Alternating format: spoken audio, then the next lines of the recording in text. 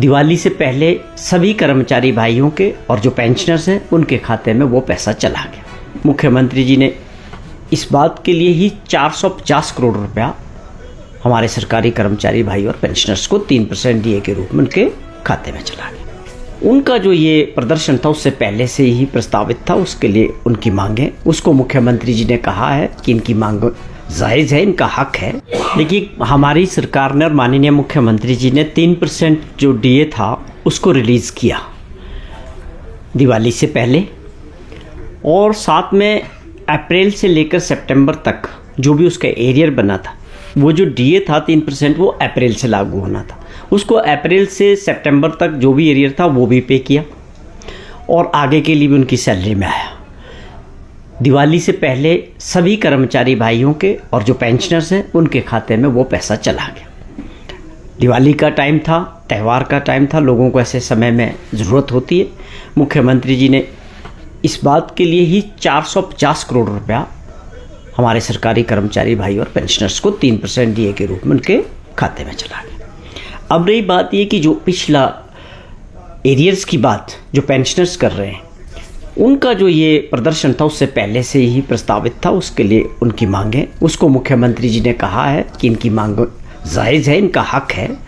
जैसे जैसे हमारी आर्थिक स्थिति में सुधार हो रहा है, हम फाइनेंशियल मैनेजमेंट कर रहे हैं, उसके हिसाब से हम अपनी देनदारियां भी साथ साथ क्लियर करते जा रहे हैं।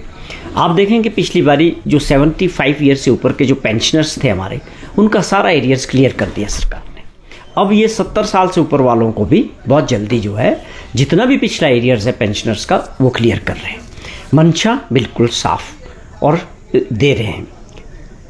लेकिन इसका असली कारण क्या है, वजह क्या है कि इतना एरियर्स होने की सबसे बड़ी वजह ये रही, जो पिछली सरकार भाजपा की थी, ठाकुर जयराम जी ने अपने समय में जो है वो देनदारियां 12,000 करोड़ रुपए की सरकारी कर्मचारियों की और पेंशनर्स की छोड़ के गए।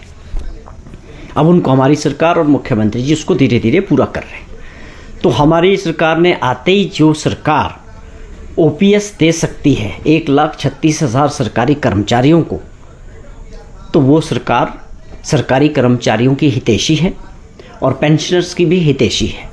तो जैसे जैसे हमारी आर्थिक स्थिति में 75,000 करोड़ रुपए का कर्जा छोड़ के खजाना खाली छोड़ के गई थी पिछली सरकार, लेकिन हमारी सरकार बनने के बाद उसमें तेज़ी से सुधार हुआ है आर्थिक स्थिति में भी, और जैसे जैसे हो रहा वैसे वैसे इन देनदारियों को आगे भी दे रहे हैं। तो मेरी आप लोगों के माध्यम से आप सभी उन जितने भी हमारे पेंशनर्स हिमाचल प्रदेश के अंदर हैं कि आपको घबराने की ज़रूरत नहीं है। आपकी देनदारियां जो एरियर्स है उसको क्लियर करना प्राथमिकता पे काम हो रहा है, और सरकार इस पे जो है बहुत जल्दी अगली भी जितना हो सकेगा, जैसे एज वाइज इसको हम कर रहे हैं, क्योंकि ये मुख्यमंत्री जी समझ रहे हैं कि जो हमारे बुज़ुर्ग लोग हैं जो 70 साल के हो गए हैं, उनको पेंशन का एरियर्स मिलना ज़रूरी है। उसके बाद 65 पे आएंगे और धीरे धीरे सबका क्लियर करने की कोशिश हो रही है।